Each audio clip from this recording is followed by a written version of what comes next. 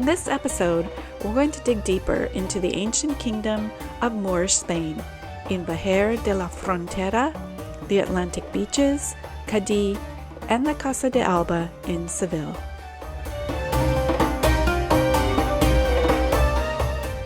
Vejer de la Frontera gave us the greatest feeling of what it would have been like in the times of the Spanish Moors. From the 12 to 1500s, the white pueblo of Vejer stood sentinel against the wind over the desolate frontier of Arab Spain.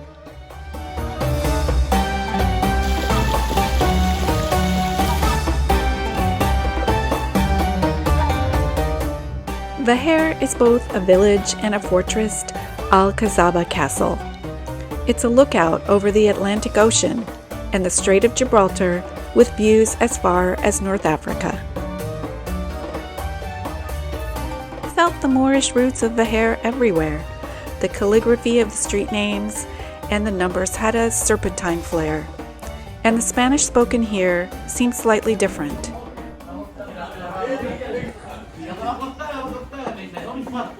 Trying to pronounce things was a struggle, so a local expert at the hardware and antique radio store gave us a lesson. Una vez más, es correcto. Vejer.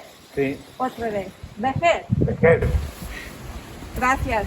Nosotros aquí normalmente, los naturales del pueblo, nunca utilizamos la consonante R que dice vejer.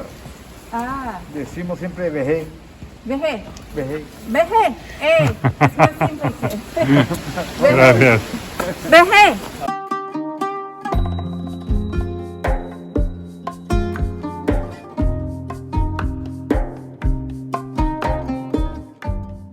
Vejer offers delicious Middle Eastern and North African cuisine. We dug through a maze of passageways to finally find the sandy courtyard of El Jardín del Khalifa, where we felt like we'd been completely transported.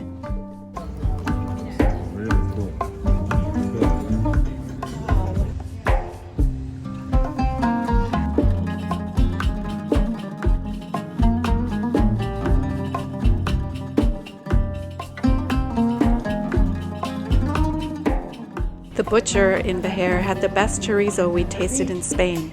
Complex flavors, perfect texture, and a smooth taste. We kept saying we should have bought more.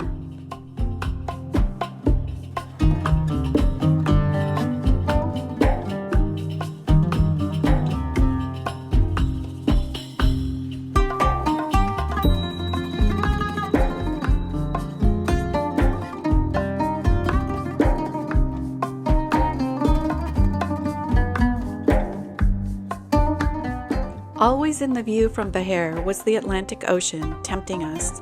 So one day we went to check out the coast with a stop at the beach and then on to the city of Cadiz. It's so popular to summer here if you live in Madrid, and we can totally see why.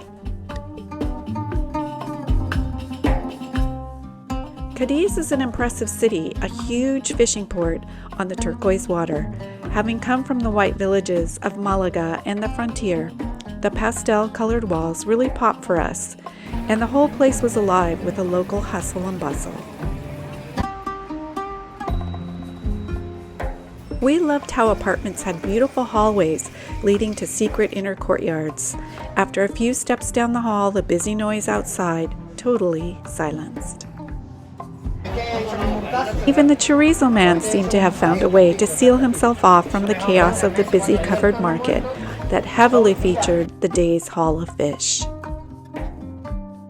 Though there's definitely a small Arab quarter, the Moorish past is less pronounced in Cadiz.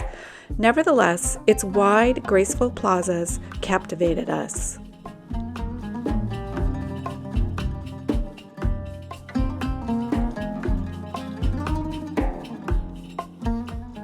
From Cadiz, it's about an hour-and-a-half drive to Seville, a city known for its architectural and artistic heritage. Seville was our absolute favorite stop in Andalusia.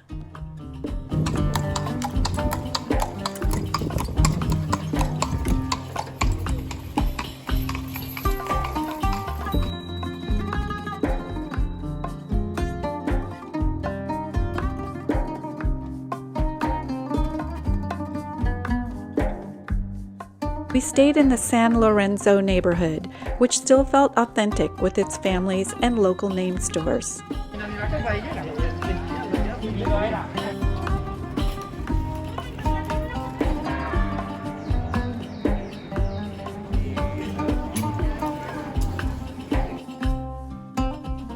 Our stay in Seville came loaded with fruit, oranges that decked the streets with a constant festive atmosphere.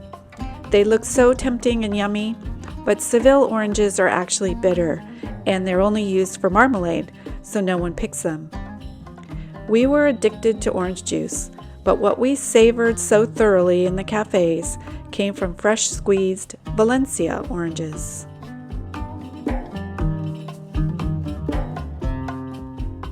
Seville echoes more of its Moorish past than Cadiz, with the royal Alcazaba near the cathedral being the go-to place to visit. But always curious, we headed for a lesser-known gem full of Moorish influence, the Palacio de las Dueñas, currently the Casa de Alba. No less a stunner, it's owned by the noble Alba family. The Duchess of Alba used to appear every week in gossipy Hello magazine.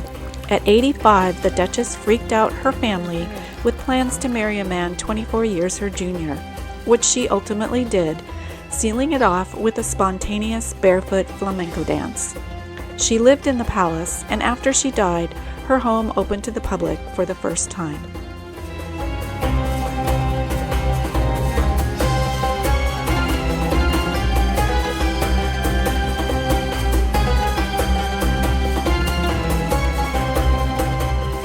That's our story from Andalusia. We hope you'll stay with us for more videos from Spain, France, and Italy.